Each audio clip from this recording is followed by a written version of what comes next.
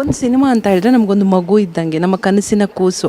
ಆದರೆ ಆ ಮಗುನ ನಾವು ಒಂದು ತಾಯಿ ಮಡ್ಲಿಗೆ ಹಾಕಿದಾಗ ಅಥವಾ ಸಿನಿಮಾ ಪ್ರಿಯರಿಗೆ ಹಾಕಿದಾಗ ಒಂದಷ್ಟು ಪೈರಸಿಗಳಾಗೋದು, ಒಂದಷ್ಟು ಕೆಟ್ಟದಾಗಿ ವಿಮರ್ಶೆಗಳು ಮಾಡೋದು, ಆ ಸಿನಿಮಾನ ಹಾಳು ಮಾಡಬೇಕು ಅಂತ ಎಷ್ಟು ಮಾಡಬೇಕು ಅದೆಲ್ಲದೂ ಸಹ ಮಾಡ್ತಾರೆ. ಸೊ ಆ ಸಿನಿಮಾನ ನೀವು ಕಾಪಾಡ್ಕೊಂಬಕ್ಕೆ ಯಾವ ಥರ ರೆಡಿ ಆಗಿದ್ದೀರಾ ಸರ್? ಪೈರಸಿ ಅದೊಂದು ಪಾರ್ಟು ಸಿನಿಮಾ ಇದ್ದಲ್ಲಿ. ಇವತ್ತು ನೀವು ಅದು ಒಂದು ಕಡೆ ಸ್ಟಾಪ್ ಮಾಡೋಕೆ ಹೋದರೆ ಇನ್ನೊಂದು ಕಡೆ ಬರುತ್ತೆ, ಇನ್ನೊಂದು ಕಡೆಗೆ ಮುಟ್ಟೋಗಿದ್ರೆ ಇನ್ನೊಂದು ಕಡೆ ಬರುತ್ತೆ. ಆ್ಯಂಟಿ ಪೈರಸಿ ಟೀಮ್ ಇದ್ದೇ ಇದೆ. ಆಮೇಲೆ ಅದು ಹೆಂಗೆ ಯಾರ ಕೈಲೂ ನಿಲ್ಸೋಕ್ಕಾಗ್ತಿಲ್ಲ. ಅದು ನಾವು ಕೇಳ್ಕೊಬೋದು ಅಷ್ಟೇ, ಎವ್ರಿ ಟೈಮ್ ಮಾಡಬೇಡಿ ಅನ್ನೋದನ್ನು.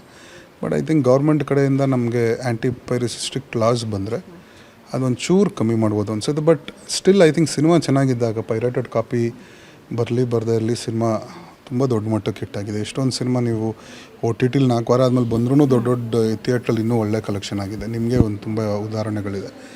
ಬಟ್ ಆಮೇಲೆ ವಿಮರ್ಶೆಗಳು ಪಾಸಿಟಿವ್ ನೆಗೆಟಿವ್ ಜನಕ್ಕೆ ಅವ್ರ ಒಪಿನಿಯನ್ ಅವ್ರು ಯಾವಾಗಲೂ ಹೇಳ್ಬೋದು.